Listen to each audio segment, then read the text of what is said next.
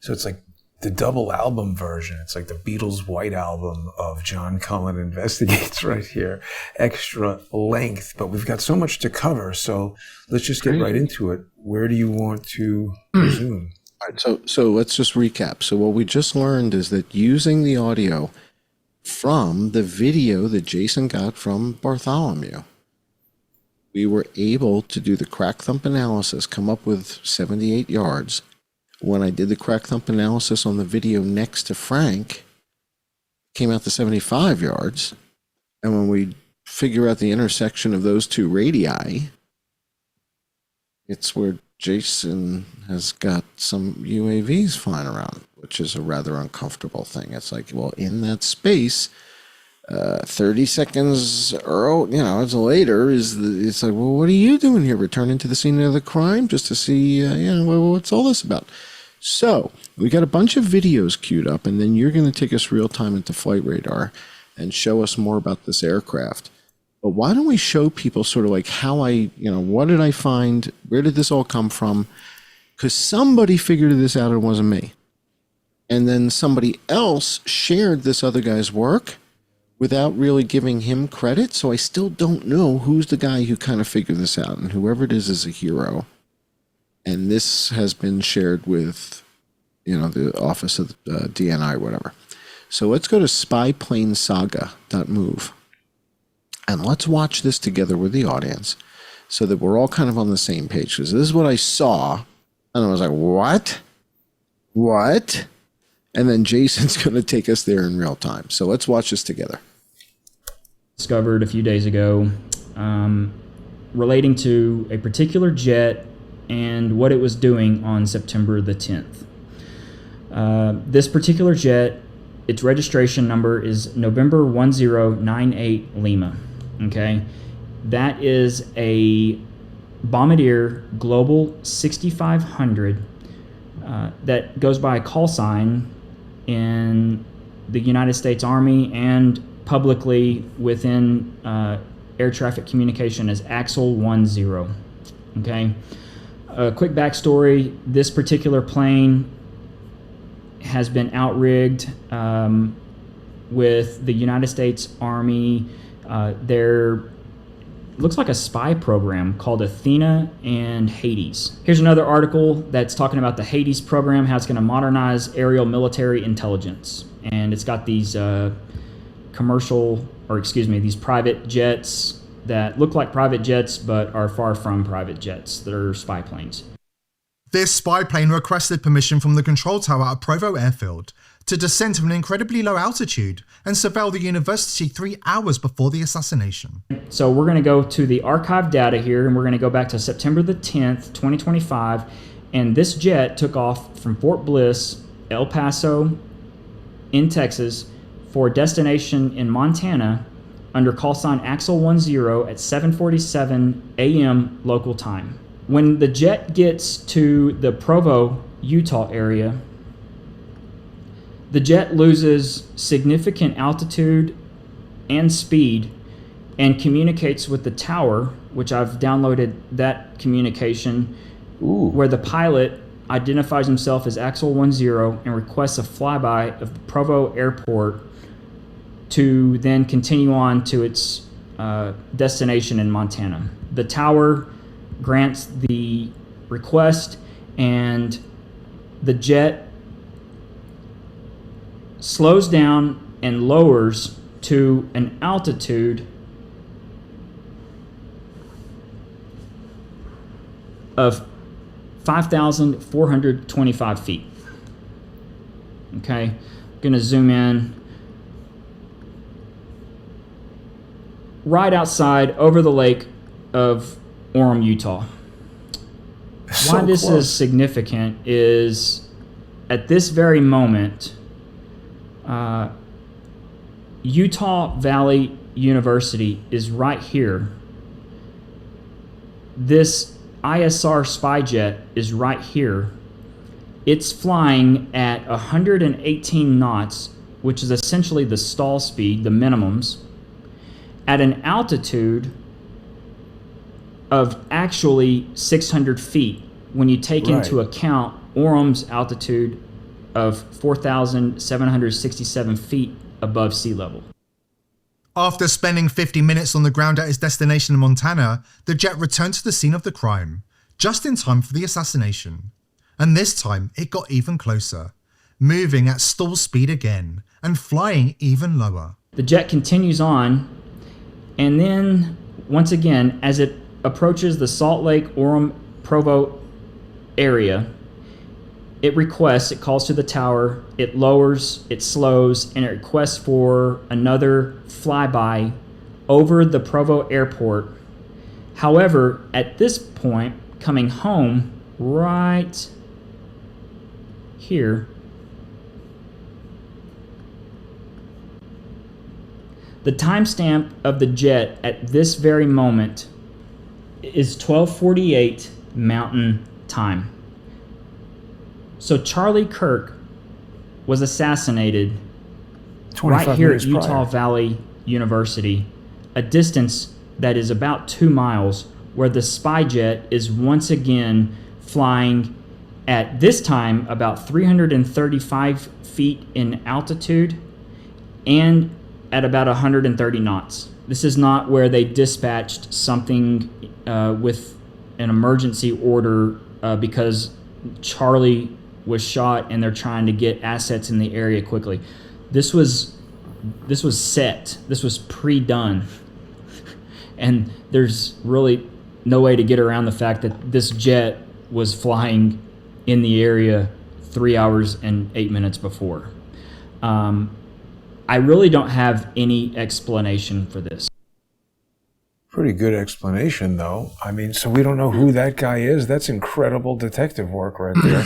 How did he even decide to look for that? What? You know, I'm kind of embarrassed that I wasn't on flight radar.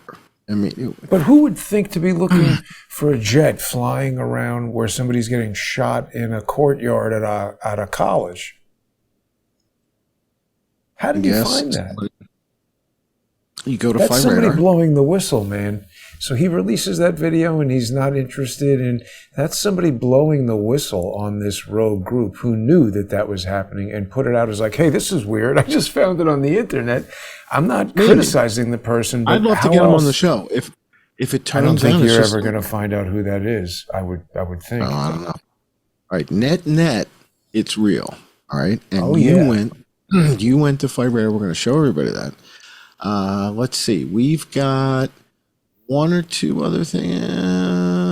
Well, let's look at the flight radar while we're still thinking about this. I was going to say, we don't, It's pretty important. Yeah, we're ready. So the thing that's interesting about it, so this is, we got to go back to September 10th. Okay, so that guy's talking about the 7:47 a.m. flight here, okay, on the 10th, and then we click play. Okay, and so we see exactly what he was just talking about. This orbital maneuver around the lake. It's just sort of hanging out over there. Now wait a minute, where do you get I've seen the altitude here before. How do we get that? There's a little... You gotta do this.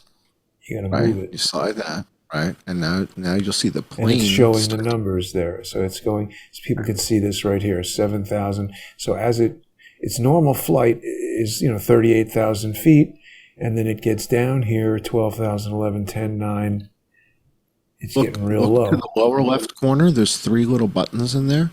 Oh, yeah. And one of them's like a chart, and I think that's going to give you your altitude there it is. stuff. There it is. Who do you love? Yeah. Look at that. Got magic. Now click, and it should take you to that spot. Right? Or no? If you click there, we'll take you to that. I think we're already there. We're basically there. There it is. It's right next to the college. That's the plane. So this is, it's not just the plane, that is the lowest point of the flight. Right. Flight is tangential, meaning as close as it gets to that's just so smoking gun. It's crazy, isn't it? Oops. It's so smoking gun that the people we shared this with last night are taking this real seriously. Yeah. Yeah, this is not a coincidence. You gotta know who's operating this equipment. This is specialized stuff. All right, let's go to the next flight, because the next flight's even spookier, because the next flight arrives at the university just 20 minutes after the shooting. Right.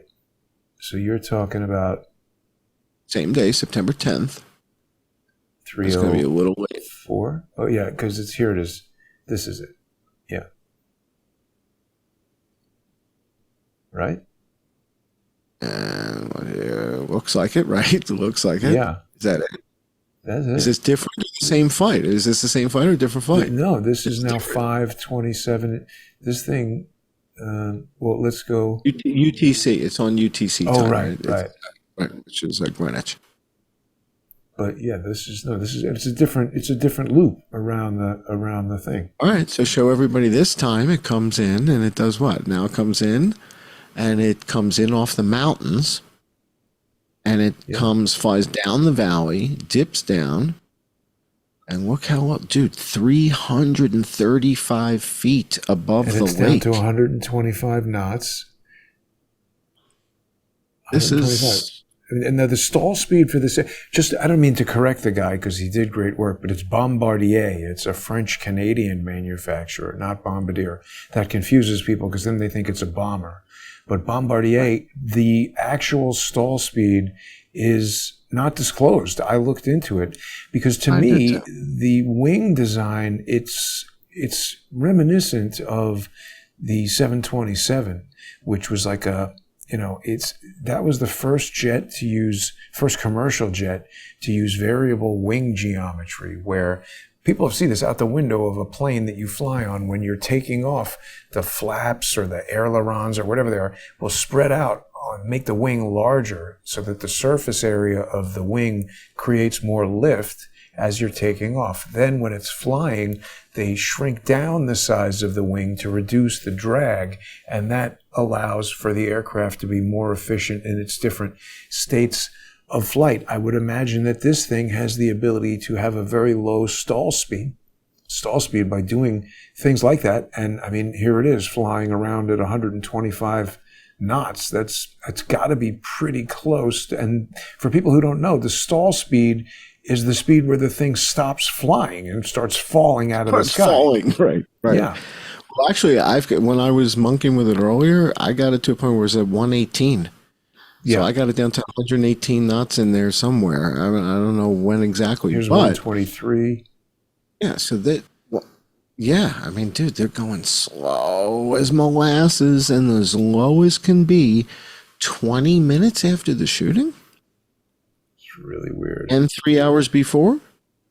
So let's dig into this aircraft. Who is what's with the Hades? Who is Leidos? This thing was prepared by Leidos, or it's registered to Leidos. What do we know about Leidos? Does Leidos do anything with UAVs or anything? And let's see if we can find out a little bit about this Hades aircraft that's coming in at 300 feet and 120 knots. Well, it modernizes aerial military intelligence. Army calls for innovation and urges collaboration at demand signal reform. During the Civil War, the Army used aerial technologies such as balloons, kites, and pigeons to gather intelligence and survey the battlefield, giving ground commanders the ability to make informed decisions on how to maneuver into advantageous positions. Today, the Army's Aerial Intelligence, Surveillance, and Reconnaissance, or AISR, community still has the same mission of providing timely, relevant, and accurate intelligence to tactical operations and strategic commanders, but it uses airplanes instead of balloons and birds. Yet the current fleet of over 60 ISR aircraft are remnants of the Cold War. Solution to these challenges is the high accuracy and detection and exploitation system. What is an exploitation system? But that's what Hades stands for. We see an exploit is what I think disabled Adam Bartholomew's live stream. So that sounds like electronic warfare to me. Right up that's right in there, It will possess speed, range, endurance, Leidos. How do we spell that? Leidos is Leidos. See if they're mentioned in there. If not, let's do a search for Leidos Hades. L3 Harris Leidos. and MAG Aerospace team for U.S. Army's Hades Aerial ISR program. There you go. There you go. Melbourne, That's Florida. the ticket. L3 Harris, Leidos, and MAG Aerospace have teamed for the U.S. Army's High Accuracy Detection and Exploitation System program. Companies aim to deliver a fleet of aerial intelligence, surveillance, and reconnaissance aircraft to rapidly collect relevant and reliable operational intelligence against the nation's most advanced adversaries. Artemis Hades team brings experience.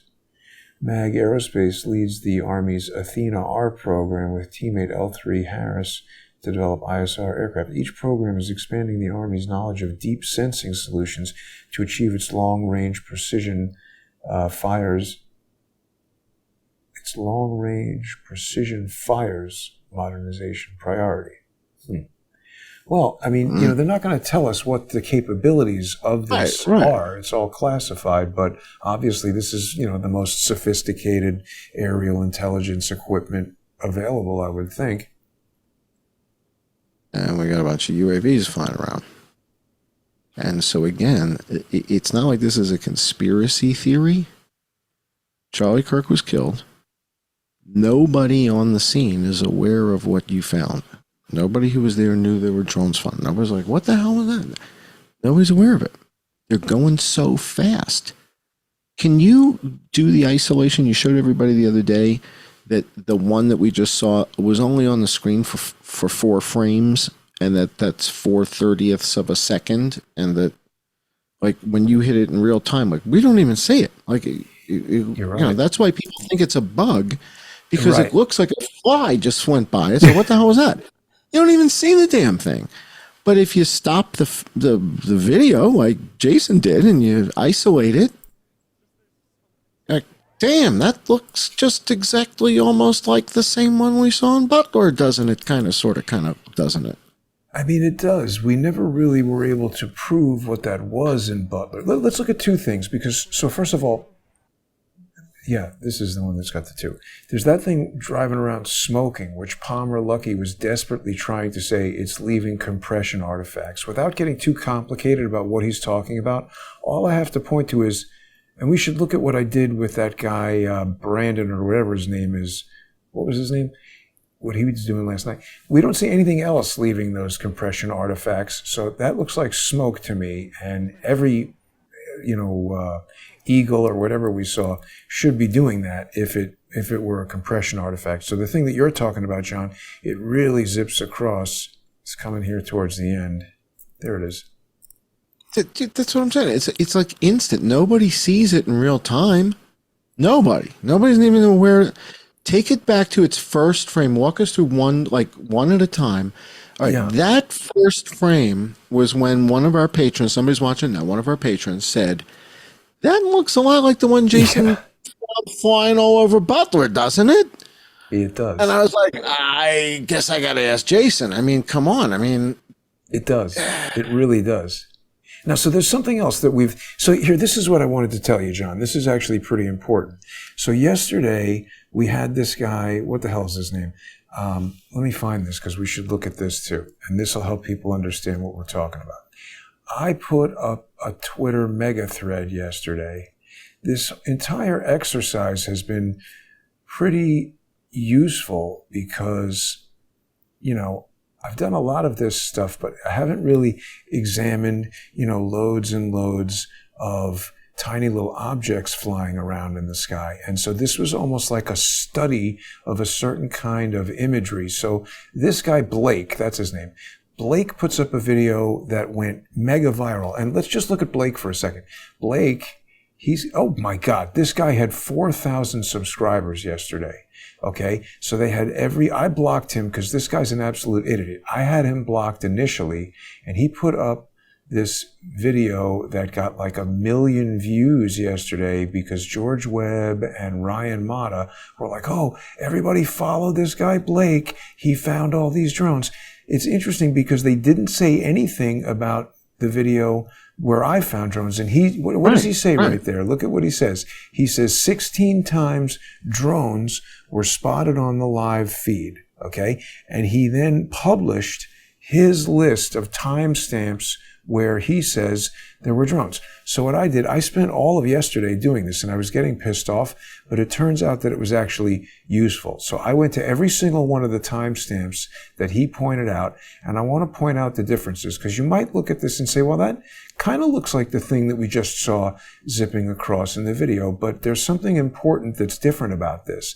Because when I first posted that video of the thing shooting across in 4 frames, people said, oh, that's a peregrine falcon, and they're all over the place, and they can fly 200 miles an hour. But that's when they're diving, and they fold back their wings, and they dive at 200 miles an hour. So this thing is diving, it's going down, could be a falcon, unclear. But the point is, the level of detail, this is about 800 to 1,000 times magnification of that tiny little dot in the sky. As you have pointed out, John, the small circle is the original video. The enlarged circle is what I've pulled out of that small circle and increased the size of. So we can't really tell what this is because it's super far away and it's fairly large. And the other thing is it's back there behind all the buildings of the college. It goes down behind the trees and the buildings, kind of into the valley there, you know, like maybe where birds seem to be hanging out after I've been through like 16 of these videos. It turns out there's a lot of birds that are, there's a lot of birds. Didn't want to do that. A lot of birds that are hanging out in that valley. So now here's the second timestamp that our buddy Brendan Bratt, whatever that idiot's name is, that he found. And this, even though it's fairly large and far away, we can see it flapping its wings. See that? That just looked like a wing extending. This to me looks like an eagle or something. And what I'm also doing is you can look at the time code up in the upper right. The thing plays forward in real time. Then I play it at 50%. Then I play it at 25%. Then I play it at 10%, so you can really kind of let your eye rest on each of the frames. And you can see it looks like a descending bird flapping its wings as it slows down. And once again, it's flying down into that valley behind the college. These are birds. They're not attracted to large pools of human activity. There's going to be rats or a river or something down there that birds are interested in. Now here, this is also interesting. So from my work in stereoscopic 3D, there were a lot of people who came into the world of 3D, John, and they didn't know what they were doing. There's a bunch of different settings on a 3D camera that don't exist on a 2D monoscopic camera. And the number one unique feature of a 3D camera is that you have 2 lenses that mimic the unique viewpoint of your left and right eye. The separation of your eyes gives you one binocular cue, stereoscopic cue, and that is the binocular aspect of vision. That is one stereoscopic cue. It's a strong one, but it's only one. And things that are right in front of you, you can really sense the depth between your hand and the table and that kind of thing. But when you stand on top of the Empire State Building and look out at New York City, your depth perception of very distant items is not the same because the binocular disparity of 2.5 inches between your eyes is infinitesimal when measured in terms of miles. So the other depth cues that we have, and I was able to incorporate this into my stereoscopic cinematography. A lot of people just rely on cranking up that binocular setting on the 3D camera, separating out the 2 lenses to like turning up the volume on your radio really loud, and that doesn't always work well. Another depth cue here is atmospheric haze. As an item flies further away from us, the moisture in the air and the fog and everything, we're magnifying this thing so much, we see more of that. So this is a fairly high contrast item. It looks to me like an eagle because look, it almost looks like the head is white and the body is brown. It's flapping its wings, but it's moving through a lot of atmospheric haze. It's a fairly large item very far away. And here it is under high magnification. And I tried to make the big line thicker when I was doing more magnification. So this is going to be in the 1200 to 1800x magnification or percent, 1200%. So 12 to 18 times the blow up of the small circle. It's an eagle very far away flying over the mountains, I think. So here we have... But you did find... So when we did the show, I guess it was Tuesday night, we These did the are show. Brad's findings, where he says 16 I know. drones. I say he's found zero. He just found No, I dots. know. I went and met... Yeah, the ones I found were birds. drones. He's doing Yeah. a catch and kill by saying every single dot in no. the sky is a drone, so that somebody could come forward and do what I'm doing right now and say, no, it's not. This is an eagle flapping its wings very far away. It's not a drone. It's descending. That's the other thing. All of these items are descending. They are birds in flight going downward, not going up. So here's another very distant thing. It looks like it's flapping its wings, a lot of atmospheric haze. This might be 2400 magnification, thick line, blurry dot of a bird, but it still looks like it's flapping. Okay, now we see the very clear, this bird is flying away from us. You see how it's flying into the atmospheric haze? It's very large. Then it becomes small as it turns and banks into the distance, flying 3D, stereoscopically, away into the depth of the mountain range away from us. And that's blown up 2,400% right there. Okay. Now here, this I think is a wasp, because there's not as much atmospheric haze, but it's blown up a lot, and there's a lot more motion to the body, like the smaller segmented body of an insect. And so at 2,400%, this thing, we still see flapping, but it's just moving around a lot. So I'm starting to develop a way to determine, this one I think is the wasp.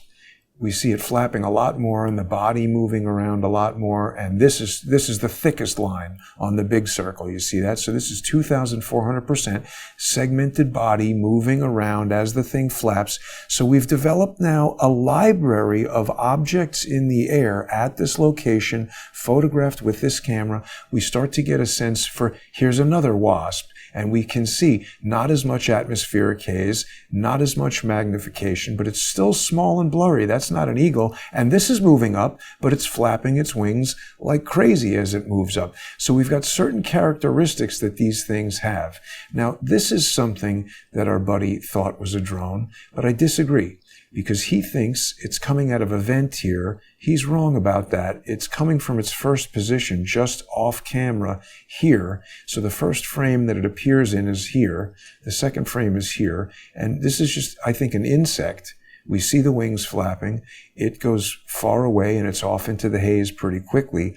And now we get back to one of my videos, where I'm saying, let's look at some of the differences here. So we don't see the same kind of flapping. This thing is moving in an orbital circle that looks much different than the type of motion of the birds, and it's flying right over the event. Now, earlier today, I spoke with Navy veteran Patrick Reveron, who said this is absolutely a reconnaissance drone. It's 30 seconds after the shot. Everybody is running out of the venue. You see that. People are still running out. And just like all of us, we're like, oh my God, he got shot. Is he going to live? And they're like, they want eyes in the sky. They want to see what's going on the battlefield. And then we have that smoky thing, which, I don't know, maybe it's a damaged piece of equipment with a lithium polymer battery about to ignite. Maybe it's a long-range drone burning some kind of fuel. We don't know. But then we finally get that fast mover. And unlike the diving things that don't exhibit wings, which could be a falcon, this is moving up and much faster than the diving thing. So what is doing that if it's not a propelled piece of technology? And there's one last extremely fast thing, which is also moving up and also exhibits faster characteristics. The size of it compared to those other distant objects, there's not a lot of atmospheric haze between us and that thing, yet it's larger than an insect, it's smaller than an eagle. We now have this library, even though that guy... What? Go back to that last one. Go back to the last one, because the last one... It's hard to step frame through these, but yeah, let's go back. So the last one you were just showing everybody, this last one, the fast mover. Right. Look at the space it's in right there. Go back one frame. Yes, you're to the right. It's space. exactly where you're talking about. It's where the two things intersect. So we Right. now have two different UAVs flying in that same airspace. Right. You're right. Well, it could be the same one from a different angle. We could be looking at it straight on horizontal, but it's a similar size to that other one. And I mean, the point I'm getting at is, we've now seen what eagles look like very far away. They have a lot. And also, this isn't far away. We can see it's occluding this. It's in front of this concrete structure. So it's not a bug very close to the lens because we've seen what small bugs look like. This is also a lower level of magnification. This is 800%. It's the same size thickness as the line on the small circle. So it's not 2400% blow up like the Wasp or the super distant eagle that has a lot of atmospheric haze. So we've developed kind of a legend for looking through this library of footage of objects flying around the frame. That idiot Blake was just like, here's a dot, it's a drone. Here's a dot, it's a drone. We've done now a scientific breakdown of everything that's been spotted so far. We also previously saw a wasp flying very close to the camera, and that looked so big, people were like, that's a robot. And I was like, listen, wishful thinking. I don't think they could make a flying robot that complex. But to look like an actual wasp. It's obviously a wasp. But this is what technology looks like. All right, so we've got these fast-moving objects that are moving so fast nobody's even aware of their presence. One of our patrons commented that it kind of reminded them, one of the images reminded them of what they saw in Butler. I'm going to ask you, can you go to YouTube and pull something up for me? There's a video on YouTube of a product, I think it's called the Anduril Bolt M. Oh. Anduril Bolt M. And can you cue that up? And let's take a look at that with the audience together, because I'm kind of wondering, are we seeing a variant of the... I've thought about that as well.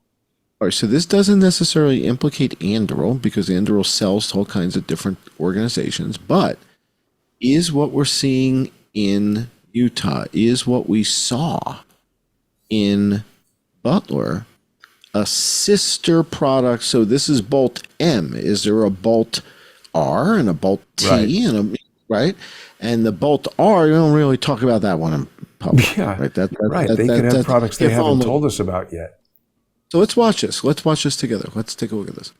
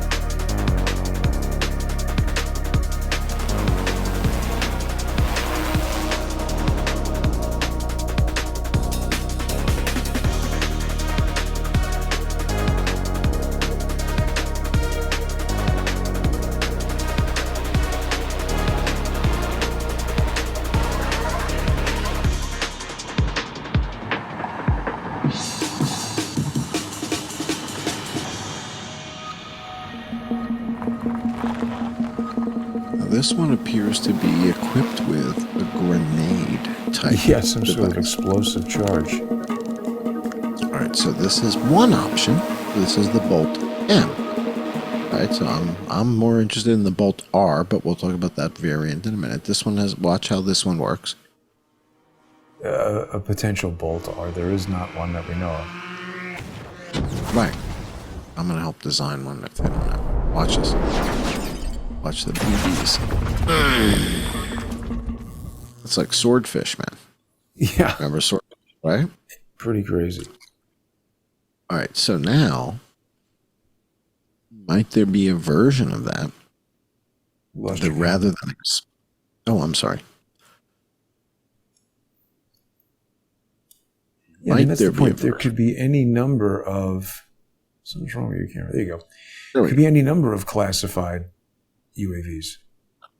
But have they demonstrated an ability to fly like a bat out of hell, target things, and kill things with drones? Yes. But it seems like they keep showing us kaboom. They keep showing us concussive explosions instead of. They don't seem to want to show us.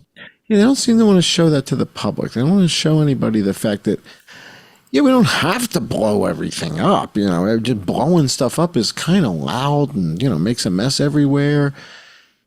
Wouldn't it be interesting if we could just put something a little bit more precise, more of a precision platform? John, look, there's a new Black Hornet Nano 4. This just came out a month ago. Let's look at this. Who's shipping it?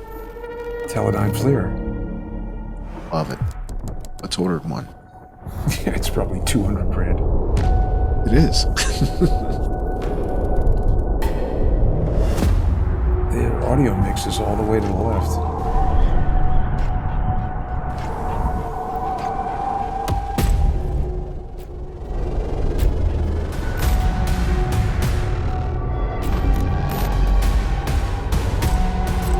It's doing similar stuff, doesn't it? Absolutely. 3-kilometer radio range. Infrared. It looks just like the other one, though. Yeah.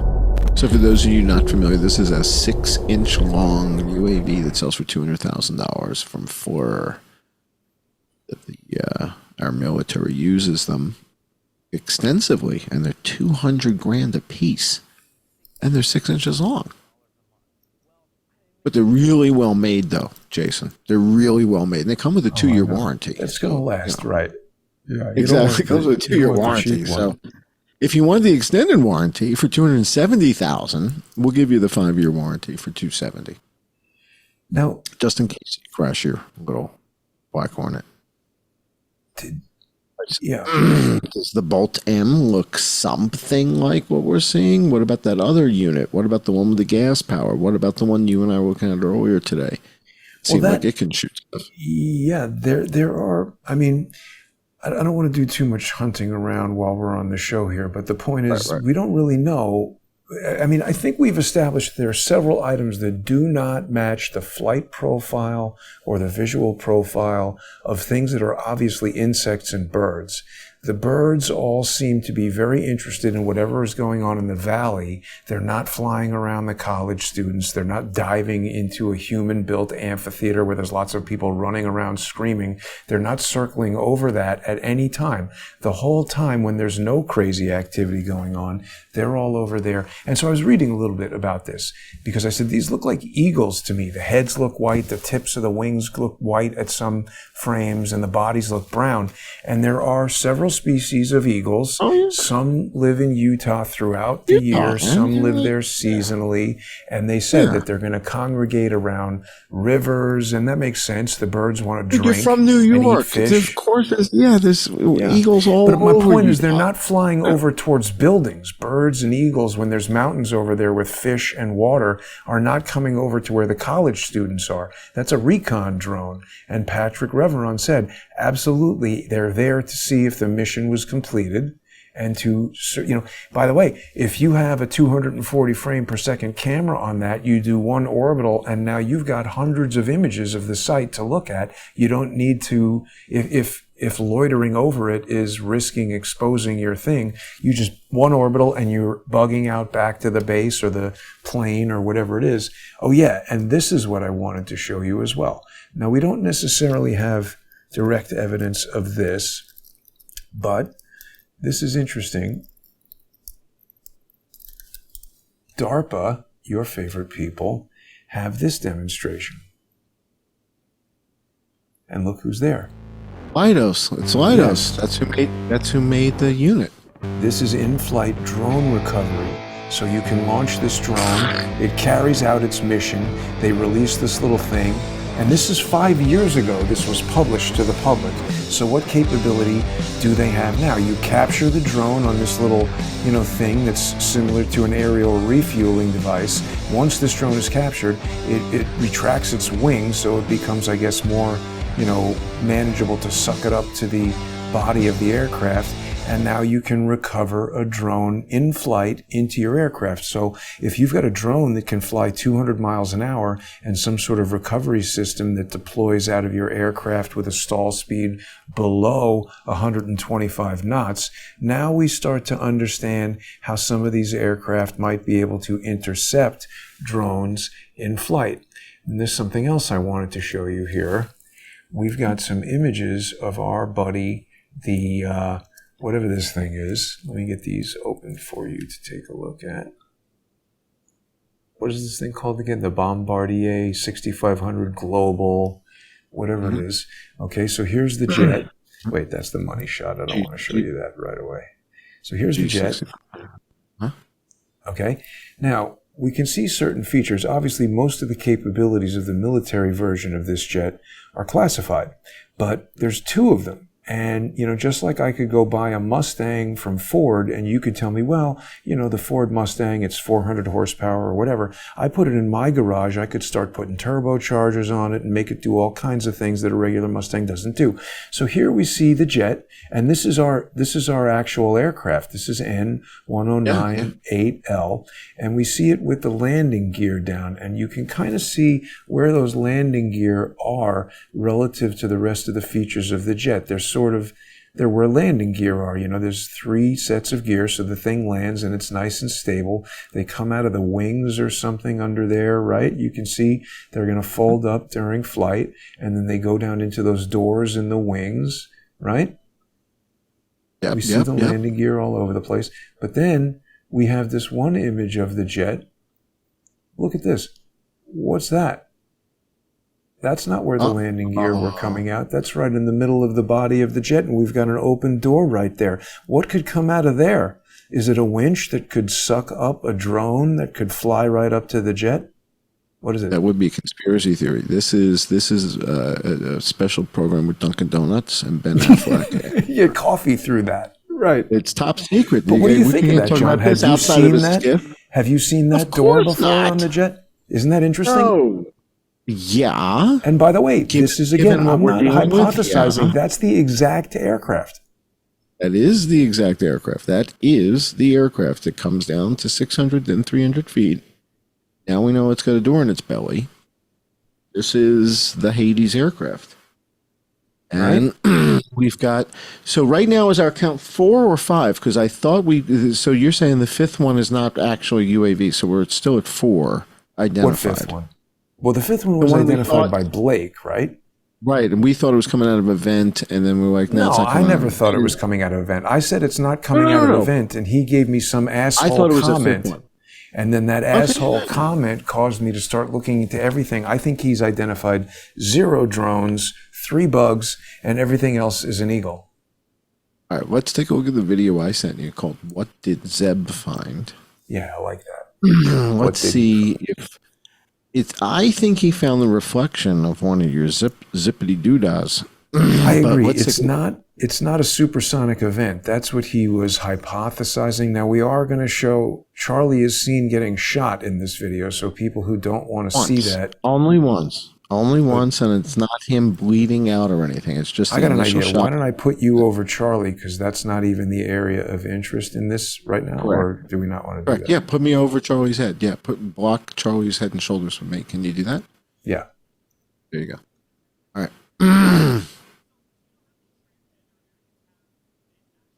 Unless she's moving around and we can't track him in real time. But anyway. All right. Move me over a little bit. All right. Cover him up. Cover him up with me. Did he get hit? Not yet. Cover him up with me. Okay. Okay. It's hard to do this because the camera's moving. It's like real-time tracking. About to get shot. He's about to get shot now. Oh, I missed it. All right. Now, get rid of me. Can you get rid of me? Get rid of me. Get me out of it. All right. And I don't think I show him get shot again. Or if I do again, I'm not showing him bleeding out or anything. So it's just the moment. But just let it play now. Let it play out.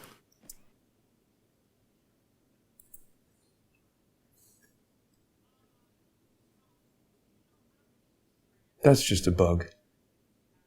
Yeah, I know. Keep watching.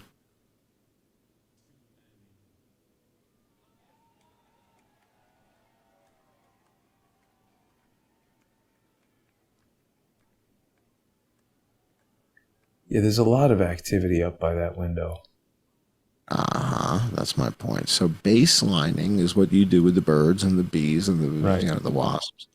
Same thing here. So we got a baseline and find out, well, what's going on before what we see happen?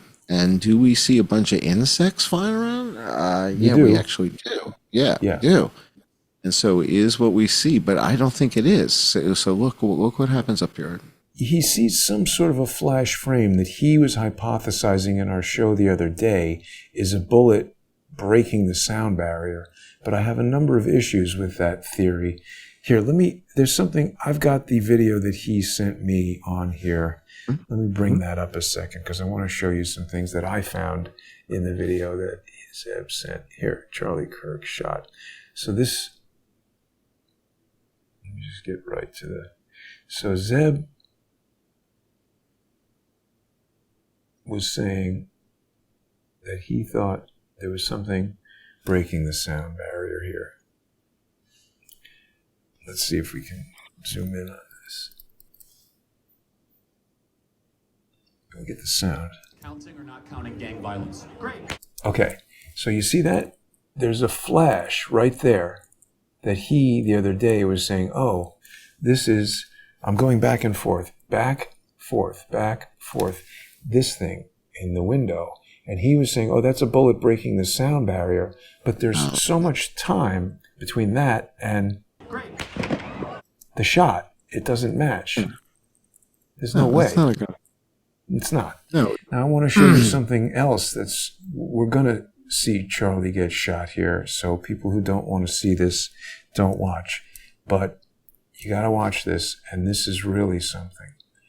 Watch right here in between this guy with the striped baseball hat and these two guys. Okay. So as we step forward, what's that? You see that? I think it's another bug. I think I've got that bug I don't in think my so, bug tracker. because look at this. Now look at this guy's hair. You see this? I drew a line between that. And also look, Charlie's shirt is disrupted here. So now here's the confusing part. He's already hit, but what's this dot doing back here? Here's the sequence. Let me go in reverse. Yeah. Okay. So now we're going forward. I say this is a projectile. So there is the projectile in flight. Charlie's not hit. He's smiling. He's sitting there. Here's the projectile in flight. Next frame. We seem to see it back here. What the hell? How could that possibly be? No. Wait, stay with me. It's come through and his shirt is disrupted right here. He's just been hit.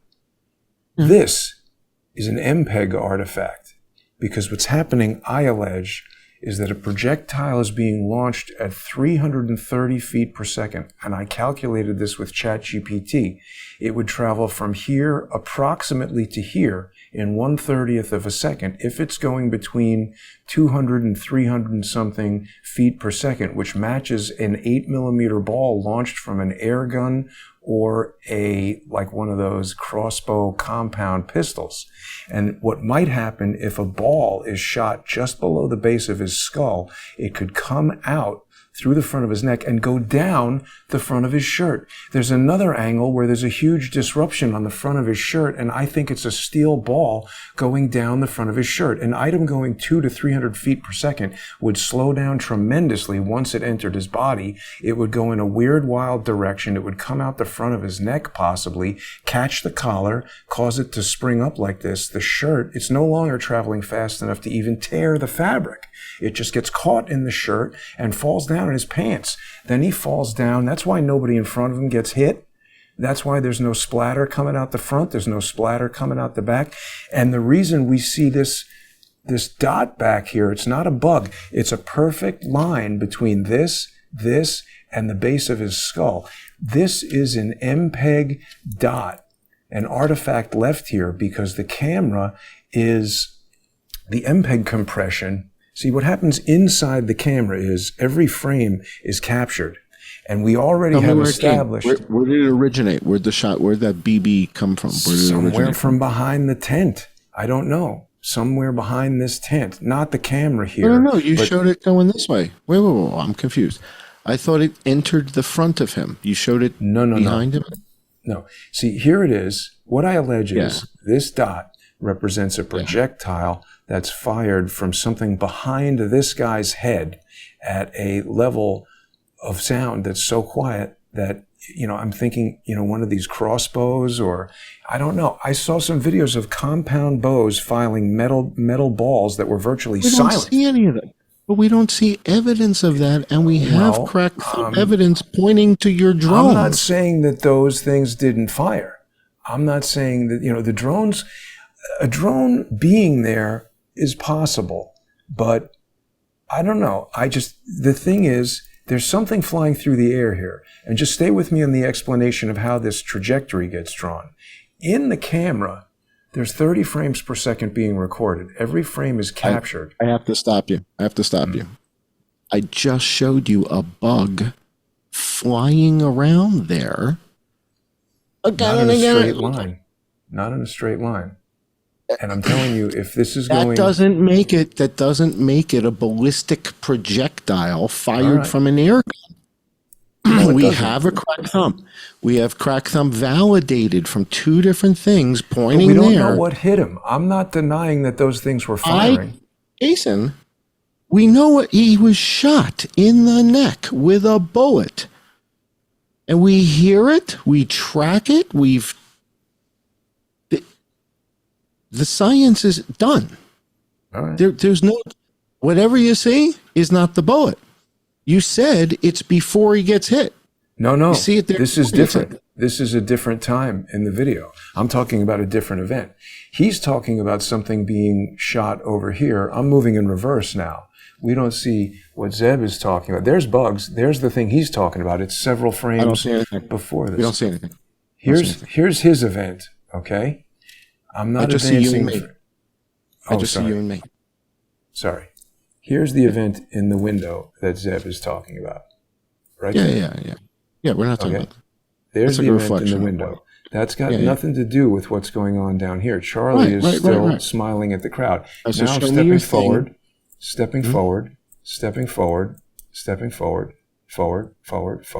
The thing is launched. It hits him. Behind? No, go back. So you're saying it comes from behind? Comes from over this guy's head, here. No. Jason, he's getting shot from the front. Watch his body. Forget the object. Just look at his body. He just got shot in the neck, in the front, and his body goes back. His shoulders just went back. Watch his shoulders. Back. It's not a lot. You're talking about a high caliber weapon, no? In his neck. It's soft tissue. It's going so fast, it like burns right through. No, he's shot in the front. Why are we not seeing anything coming out behind him? Where's material coming out behind him? Let's go back to my deck and go back to the intersecting circles and the trajectory. That's science. Everything else is expectations and bias, meaning we expect there to be blood all over here. We expect this to happen. But that doesn't mean that it always happens. Like sometimes a bullet stays inside the skull. Sometimes the bullet turns into so many different fragments that nothing major comes out. There might be a thing here. I'm not saying I'm sure about this. I'm just saying there's something strange going on there, and the shirt movement is also quite strange. So, what can we tell from the sound about the caliber of the weapon fired at him? It's not a 223. It sounds to me like a 30 cal. If it were me, and I've got drones flying around killing people, I'm ordering my unit in a 762 configuration so that if they ever do find the bullet, I can blame it on the Chinese or the Russians because that's what they use, right? This is not a NATO round. Right, and that's what got me thinking. That's why they made it 30-06. Why? Because it sounds good. Because it matches a Mauser. It's so far away from what's really happening here that he's got Grandpa's hunting rifle with a 30-06, but a 30-06 is also a high-power 30 cal. So any 30 cal bullet is going to leave a somewhat similar wound. They're all the same diameter. It's all the same bullets. In fact, I think I got it in my deck. I've got all the bullets in my deck. You did mention, however, that the three-dimensional kill box was on your mind, and you do have 140-yard... Right. So, I mean, that's a two-dimensional kill box. A shot from behind would make it a three-dimensional kill box. And I'm not denying that shots weren't heard over here. They still, even if they're going to kill them with a silent projectile, they want people to hear shots far away and look away so they don't see whatever is going on. So I'm just saying, I think we've found the third shooter behind him from an air gun that is silent. I'm going to have to challenge you on that. Right. I think it's you can say no. I think that's fine. You don't that's have to okay. Agree with me. If we agreed on everything, it would be gay. Right? It'd be totally gay. I don't even think that would mean that. But I'm just saying, you can't agree on everything. You don't have to agree. I'm just pointing out for the first time in public that I've noticed this event. I think it explains this weird question of what's going on with his shirt. Why would a shot from the front make the fabric of his shirt shoot up like that? Simple. The bullet has two different pressure zones. It has a high pressure zone in front of it and a low pressure zone around the sides and behind it. And as the bullet approaches him, that high pressure zone pushes his shirt onto his chest. And as the bullet enters his neck, the low pressure zone is around the side of the bullet.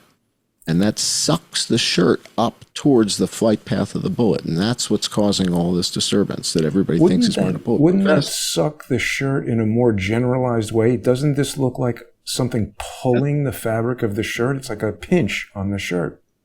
Again, that's an expectation. So that's you thinking it should look like this when it's a totally random thing. So yeah, that's true. To think that it should be something that it's not when this is it. And it's instant. It's instantaneous. Was it... was this point? Come on.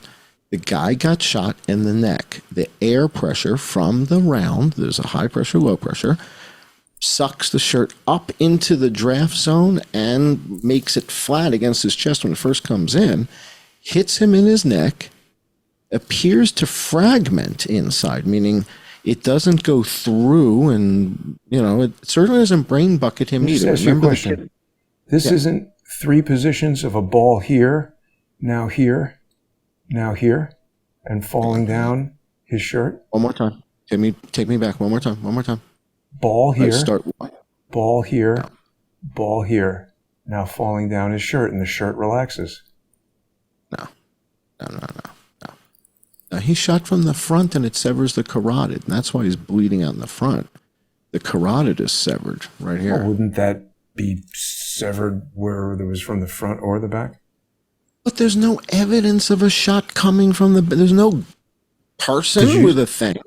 No. Well, I don't know. I don't know where. We have to see what's up there behind this tent. Right I have now, no idea what's there. There's no evidence of that.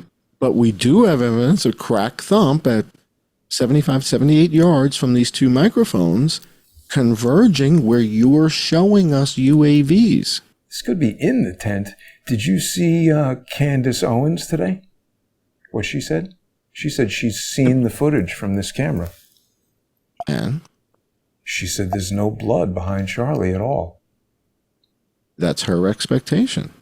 Her expectation is that she said. Again, she has an expectation that something is supposed to happen. Well, I don't know that she had any expectations. She just described what she saw. She said the most remarkable aspect of what she saw, she said the footage wasn't gory. There was no blood at all. She asked them to show it to her again and again because there was just no blood at all. But anyway, enough of this. I don't think we need to look at that footage anymore right now. Yeah, frangible rounds. I agree that's not a supersonic event that Zeb found there. I don't know what that is in that window. It could be a reflection of one of your zoomity-zoomities. It could be, as it flies by. Only one frame of reflection like that. It's moving quickly. Just like you only had 4 frames of the actual. So It's true. if you get a reflection of it, how many you think you're going to get? I look at think that you're again. lucky we got one, right? I mean, you only have 4 frames of it in one of the passes, right? Let's It goes look at it across the again. whole damn thing, right? It goes across the whole damn screen in one pass. That's a bug of some kind. It could be. Could be the bug. It So could one be thing that Zeb pointed out that he said worked against the reflection theory is that he feels like it isn't. Yep. He feels like it's occluding the window frame. It And I think is. he's It right is. about That's that. So it's not a reflection. reflective surface. You're right. So I what think is it's it? the damn bug. It's a damn bug flying all over. It's not a bullet. It's not a. No, I don't think it is a bullet. I think these are things flying through But the to air. me, it's a red herring because anything detracting from, we've got a Hades Global 6500 I and agree. 4 UAVs flying 150 miles an hour, and nobody knows this. Well, And the thing this is, the one thing we don't have evidence of is clearly showing a drone that can fire the type of round you're talking about that is as small as the drones that we see. I think those very small drones we know can do ISR. They can do reconnaissance. They can do, certainly you could have a Bluetooth low energy device on something like that. You could have a camera. I just don't know that we could have any kind of caliber of thing shooting from that. Do we have any examples of that? just like the thing we just saw, the the something M, the Bolt M. But that's an explosive all that. charge, and it's much bigger. Right.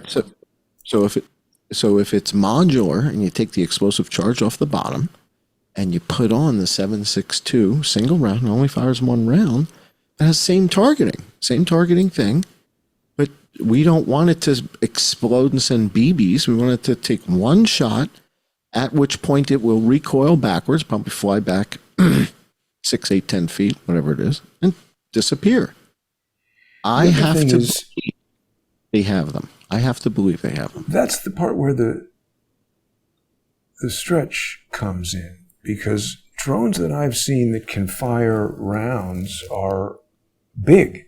Like, this is a huge quadcopter, and that's got a big, pretty conventional gun on it. It's possible, but see, the other problem is when you're flying a drone, getting that kind of precision shot on his neck, that's a pretty damn lucky shot from a drone. I mean, I agree with you that there's evidence of a shot happening, but getting it aimed that perfectly. All right, so you're reluctant to accept that we might have this capability, yet the crack thump indicates the shot came from I'm not somewhere denying that. like midair, I'm not denying the Right? So sound, but I'm saying, let's just think about it. We saw these drones flying super quickly, and the notion that they could have a 240 frame per second camera on it and transmit signals back where somebody could get information, okay. But you're saying now it's flying at that speed and precisely targeting and shooting, and nobody... Just watch them target. We watched the target. It's got But the. it wasn't going so fast that we only get 4 frames of it. That's pointing at it, and it's descending on it, and it's flying, 40, 60 miles an hour, regular drone speed. Again, I don't know. I can only get you to the river. You look, found the drones. We're still early in this investigation. In the airspace from which the shot is taken. And there's no people standing in the tree, right? Where we see the convergence of the crack thump is in air. It's in midair. But wait a minute. Help me understand. So who's your diagram. shooter? Help me understand this diagram. Yeah. Aren't you saying anywhere these circles converge? Isn't this the top of a building here? That's not the convergence. They converge where they touch. Just here. Okay, so you're saying where the radius of the circles converge. No, I thought you meant anywhere within the circles. Right. The diameter. Right, the diameter. So where they intersect, where the diameters intersect, is where the crack thump is recording. It's still pretty close to the edge of the building, isn't it? Somebody could be on this building doing that. I guess so. And look at the trajectory. The trajectory. It's a pretty good shot at him from that building, isn't it? And it pretty closely matches this. Wouldn't Mapplethorpe, wasn't he looking directly over there? Let's go to the Mapplethorpe video. Is he looking directly at that spot when the shot takes place? He's looking right over the kid's shoulder. He's looking right over the kid's shoulder at that spot. Yeah, but if somebody's low down on the building, let's look at the video. We'll see. I'm sorry, I said Mapplethorpe again. I'm sorry. I meant Bartholomew. I said Mapplethorpe. Forgive me. So let's go to the Bartholomew video. As he's talking to the kids when the shot takes place, he's look out. Oops. Sorry.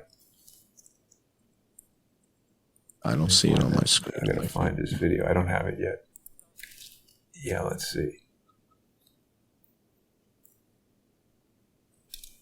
Yeah, he's looking at that rooftop. He's looking right at the rooftop, right behind the black-haired kid's head, right there. That could be where the person is, though. Let's see. Well, oh no, that's not the good one. That's where he loses his signal. Oh! Did we see smoke? Go back one frame. On the rooftop? Oh no, this is where you lose the transmission. This is where he loses the transmission. Yeah, no, we got to find the right okay. one here. Okay. Charlie Kirk live. All right, but the good news is he's filming the rooftop. So if the shooter's there, but it seems the drone, dude, Here. I'll bet you catch the drone flying into that frame right before the shot. I bet you catch that drone right before the shot. I seen it. I was looking around right there. Let's go. Half a second before the shot, the drone is going to fly into the frame and take the shot. I was looking around pretty hard on that footage. I think I know, but we're still going to find it. We're going to find it.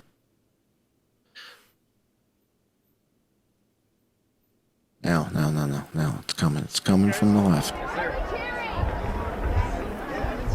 Don't legalize racism. What's that one mean? It's based on the recent Supreme Court decision. Oh! I thought I saw it. I don't think so. I was scrubbing very fast. Okay. Oh, okay. I'm scrubbing real fast right now. Trying to get to the spot because I don't have time code on this one. This is straight from him, transcoded, or this is from YouTube, I guess. There it was. Okay. Back. And we had it so it's positioned above the tent so it would be in the camp. Now, when he recorded, his sound was out of whack. So visually, it's when this kid flinches. Right. And now we're going slow, in reverse. Okay? So he's talking about, that's where the kid, is that where he flinches? Nah, it's too crowded. It's just there's just so much. Before we had a flat. Here, watch the kid on the left. Okay. He flinches I'm watching first. the black space. I'm watching that black space to the left of him. See, he I'm just looking blinked his eyes. That's where the shot came. Okay. I don't see anybody on the rooftop. Well, where does that roof end? It's occluded by the kid's head and the trees. All right. I don't see anybody. All right. It's behind the trees from that vantage point. Right. There could be somebody low down on that roof. Don't have any footage of that. Don't have any evidence of it. But we do have evidence of your drones flying in that space, in that airspace, just 20 seconds later, 30 seconds later, zooming all over the place. 2 of them. Well, I mean, I'm not saying that we don't. I'm just saying I have never seen a drone that could fire a weapon of that caliber, and these drones were zipping around. It would be incredible timing to fly right there, make that shot from that far away, hit him in the neck. What's the angle from there? 7 degrees. 7 degrees. I think we got to continue looking at it, but I don't know, John. We've been going for quite a while here. Do we have any more material? We can put it on the internet. Again, what I can tell you is the people I shared this with think the drones fired the shot. It's possible. It's possible. That's I mean, there's definitely something happening with drones and this jet. And I think the ISR jet, we see a demonstration of a jet that can launch and retrieve drones from its cargo bay. And we know that they said, hey, we like the 727 because you can open the rear door and drop people and things and bombs out of it. We know that the C-130 can do it 5 years ago with a very large drone. And now we know that this plane, the very plane that we're talking about, it appears to have a little door under there, because we still don't have an answer for what the hell is it doing slowing down and going so low. It is the type of thing that you might do if you had a winch in here that could lower down some mechanism, run it behind the thing, capture these ISR drones and bring them back in there so you don't have dead, broken drones laying around that people could go find, and you recover your $100,000 tiny little fast mover ISR drone. I mean, it's still a mystery. There's no doubt this plane was doing something sinister, and I think there's no doubt that there were drones there. What exactly fired at Charlie? There's still some open questions, I think. But what we don't see is a rifle in the hand of the guy in the black outfit running across the roof. I agree with that.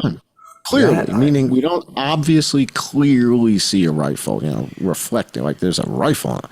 We don't see that. No, I agree. So we see what I think happened there is, I think we had two people on the roof. One person shooting from that 143-yard position and another person running away. And we get the camera footage of the person running away. Why doesn't the FBI show us everything from that rear surveillance camera from 11 a.m. until 12:30? They start at 12:23 and 50 seconds. What happened a minute earlier? Because there's no rifle. I think there's only one decoy. And they're hiding that. Right. So there's one decoy who is unarmed. In other words, if you're talking about a spy plane, one of two spy planes, 4 UAVs flying 150 miles an hour with the potential to shoot somebody and kill somebody, this is about as sophisticated as it gets. You're talking about the ability to assassinate somebody with no one aware of what actually happened until you found the UAVs. And the UAVs wouldn't be so sinister if we didn't have the Hades plane at 300 feet and 118 knots. It goes together like peanut butter and jelly. I mean, it's like at some point you have to suspend disbelief and say, these sure do look like the ones you found in Butler too. Well, but I don't think those drones were shooting at Trump. I think they were. See, you said something else important. You think too much. You think too much. Remember what I said at the beginning of the show? Never do the same trick twice. All right, here's what they did. Here's what they did, and they did it twice. In both situations, we have a shooter lying in the prone position on a rooftop. In one case, in Butler, he's got a rifle. In the other case, in Utah, it does not. But in both cases, we got a guy on a rooftop in a prone position. In Butler, I thought I saw the drone fly in and kill the kid on the roof. But that's not what happened. Okay? That's not what happened. They did the same trick twice. What they're doing is they're flying the drone right over the decoy or patsy. In the case of Butler, it's a patsy. In the case of Utah, it's a decoy. And at the moment the drone is over the decoy, it fires the shot. So acoustically, it's going to look like the guy on the roof at 143 yards took a shot. But the guy on the roof at 143 yards doesn't have a weapon. So that if he's captured, he says, I work for Grubhub. What the hell are you talking about? I don't have a gun. What the hell gun? I don't have a gun. And he runs. But to everybody, it looks like we've got a shooter. Except none of the footage and none of the photographs show the guy with a gun. Because he never had a gun. Right. And I'm just adding one thing to that, which is that a second person could have been on that roof that we haven't been shown any video of. One guy runs to the left with the gun. Another guy runs to the right with no gun. We get video of the guy with no gun. Because what we do have right here is evidence of disruption of this live stream. And I think that a drone flying by at 100 miles an hour broadcasting a signal could do that. And we've seen other things doing that type of, what did it say? Exploitation. We don't know what the mission of that jet is. That's an exploit right there. It's blasting this area with a Bluetooth low energy signal that disrupts all these devices. Nobody records the event. Right. Nobody records the event. Nobody live streams the event.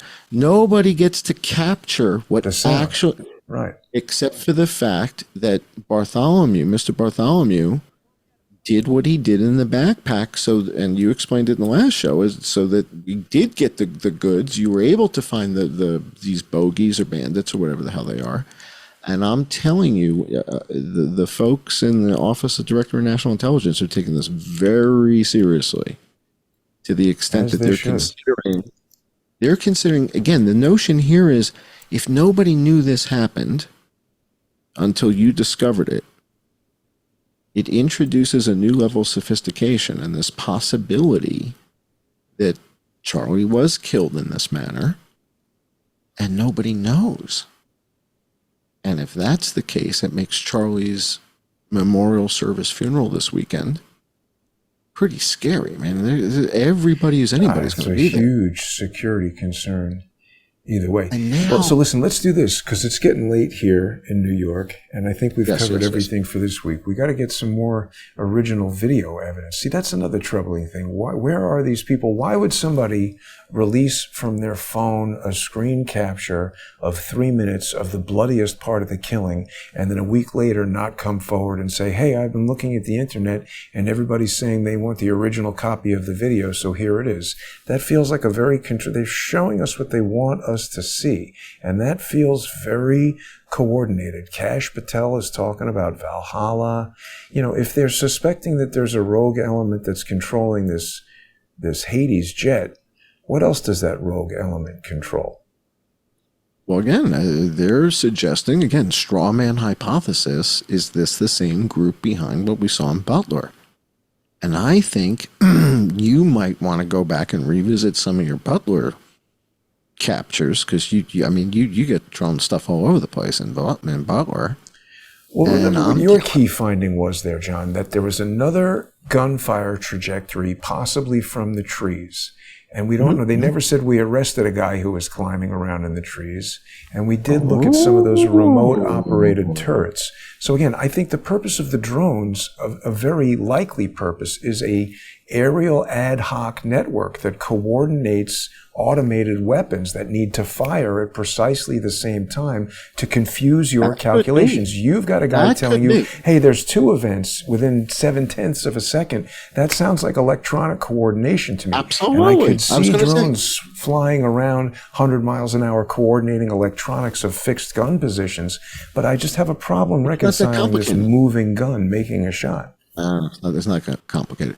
The Reapers do it. When the Reapers are targeting everything, they're flying. Fire missiles, though. Yeah, whatever. I think these guys have nailed it. I'm telling you. The evidence indicates the shot was taken from a UAV, because there's not a shooter there. There's no person there with a weapon. We need more evidence. It kind of comes together. I agree with you, but this is the straw man working hypothesis at the moment, based on the evidence, based on everything coming together. The evidence indicates we might have the ability to do this. And that scares the hell out of the ODNI, and they're taking it very seriously. And let's see what happens this weekend. I'm very concerned. I think, Sean Curran doesn't know what happened in, Utah. And he's responsible for Secret Service protection of the I president. don't think he knows what happened in Butler either. We still haven't really heard a good explanation of what happened in Butler. Right. Well, again, I think our research is actually spreading through the halls of Congress, kind of on the down low, because of what it means. And the guy that I was speaking to last night said to me, I think we got a faction over there that's still trying to kill the president. That's still trying to kill the president. See, this is a drone swarm over here, John. This thing is flying overhead, and then the other thing flies by. It's coordinated electronic something or other. It's Lattice network-ish, right? I'm not saying it is Lattice, but it's Lattice-like. Lattice-like. Right. Lattice-like. So some sort of, fly in an aerial network and fly it out, and you're done. So now imagine, right, Tuesday night, we're looking at the UAVs. Wednesday, we're looking at the plane. I'm like, what? Huh? What? Are you kidding me? Dude, this is real. Yeah. And nobody's talking about this. And this is also, so the fact that nobody's discussing Jason's findings, nobody's talking about the UAVs, no, people are kind of curious about this, nobody's willing to touch it. So in other words, you asked about Candace Owen, and she's talking about the camera behind him. Camera behind him. Honey, we got a spy jet with an open belly, and we got drones flying around at 200 miles an hour. Landing gear. Is that the landing gear? Does it fold down like this? But even if it is, couldn't you have a clandestine device in there with it? Is center. It seems weird, but we don't know how the landing gear fold up. It's a fuel tank. It's a fuel tank right there. That's a global. It's a G6500. This thing's got some mega range to it, like 8,000 nautical miles or something. Don't the landing gear look much further spread apart than the center there? Yeah, no, they're coming out of the wings or something. Yeah, your belly pan is closed here. Yeah, no, dude, you nailed it. It opens, yeah. Of course it does. What we wouldn't want one that doesn't have the ability to do something. we don't want it if it doesn't open in the middle. Exactly. How are we going to drop stuff out? We got to throw stuff out. Exactly. All right. Well, listen, John, this has been a very good show. Anybody who's been watching on Crowdsource the Truth, please make sure you visit subscribestar.com/IamJohnCullen or patreon.com/IamJohnCullen. And likewise, if you've been watching on there, check out subscribestar.com or patreon.com/crowdsourcethetruth. You could go over to crowdsourcethetruth.substack.com, follow me on X, follow John on X. We're going to keep digging into this. Couldn't do it without the viewer sponsors. And John, thank you for another great show, another great exploration into another one of these obvious to me cover-ups. And we'll see everybody real soon. Have a great night.